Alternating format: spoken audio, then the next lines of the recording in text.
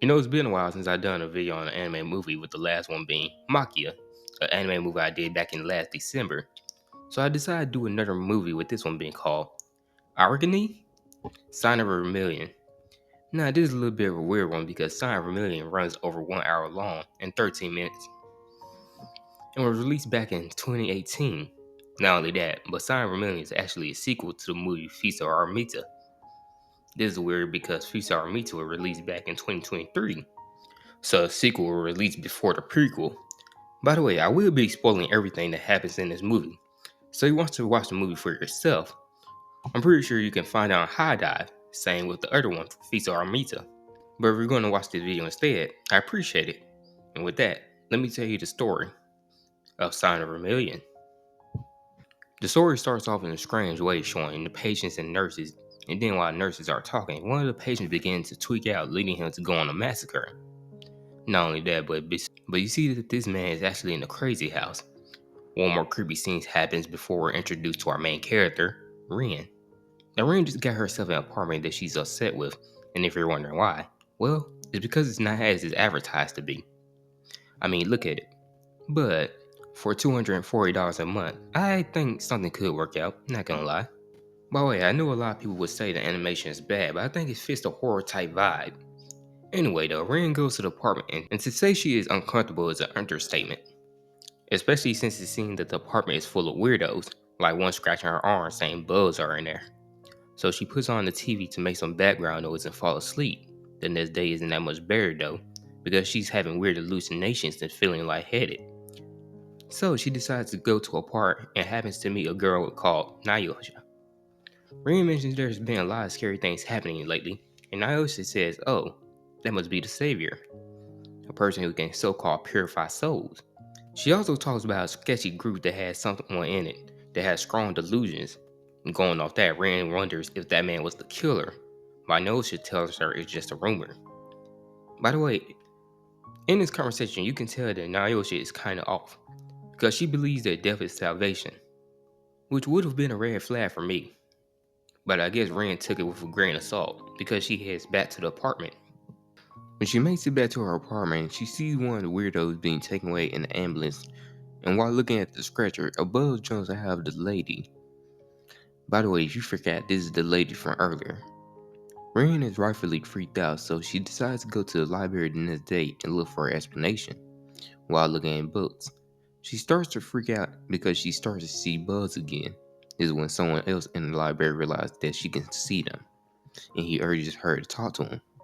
Now, Ren thinks she's just imagining things because she's on medication, but the man says it might just be spirit bugs, which are bugs that travel between worlds, judging the work of people's souls.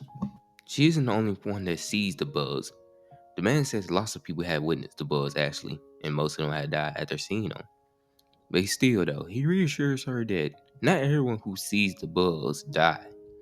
But he shows her a picture that if you see this bug specifically, you should be careful. That is a red moth with eye pattern on its back. This obviously scares Ren, leading her to run away mid-conversation. She decides to go back to her apartment, and then suddenly a hooded figure emerges out of nowhere with a weapon and starts chasing her. She does end up getting away from him by running into a room and locking the door. Not her room, but a room. Well, fuck.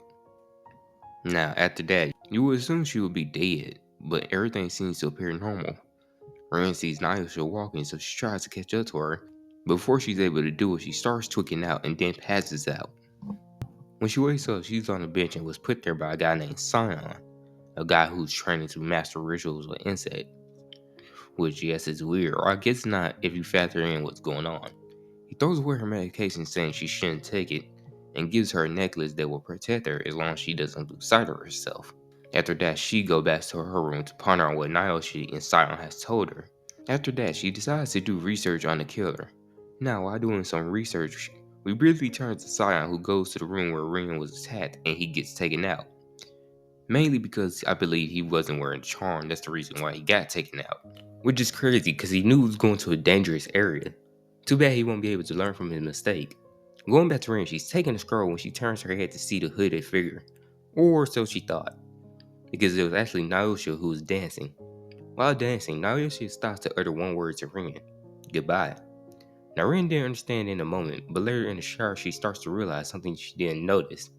You see, during her research of the killer, she noticed that his victims had a pattern being their neck was always tilted, something that Naoshi did when she last seen her.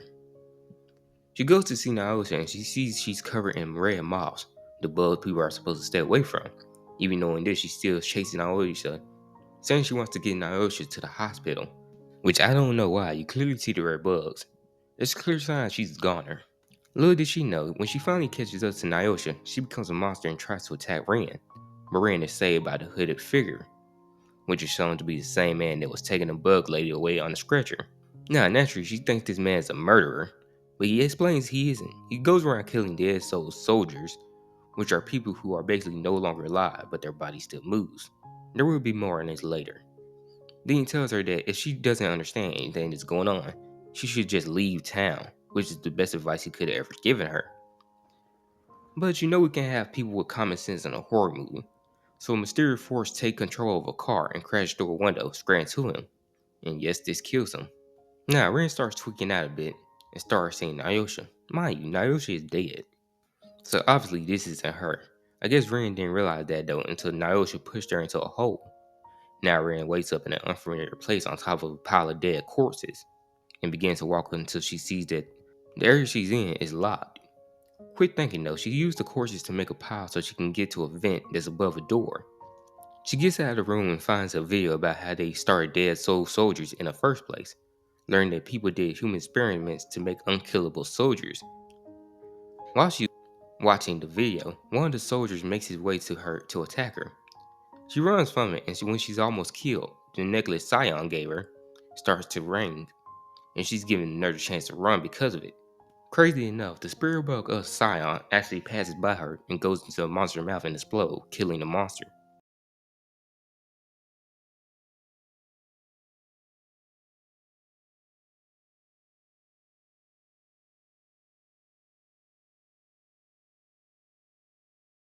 Now, while she's getting away from the monster, she ends up falling into another hole. Now, landing into another room, where she sees stuff flowing through a hole in the wall, she falls through this hole and sees light at the end of a tunnel. When she enters the new area, she knows a body that belongs to the man that she was talking to in the library. Sadly, she doesn't have much time to reflect because the lady pops out of nowhere and shanks her in the chest. The lady then takes Ren to her room to be experimented on. This shows us some crazy scene that reveals Ren, the one we followed throughout the movie, was best friends with another girl named Ren. You see, the Ren we follow had a highly dysfunctional family, and this led her to being jealous of the other Ren because the other Ren was actually happy.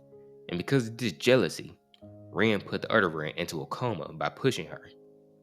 If that wasn't bad enough, the Ren that we follow ends up dyeing her hair and replacing her blonde friend, essentially to get her spot in life, becoming that new Ren.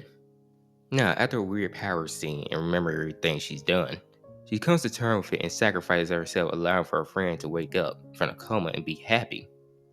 Unfortunately, though, this ain't that kind of movie, because when you're given a look outside, you see that the world has become a living hell, overran by bugs and human experiments because they wasn't kept in check.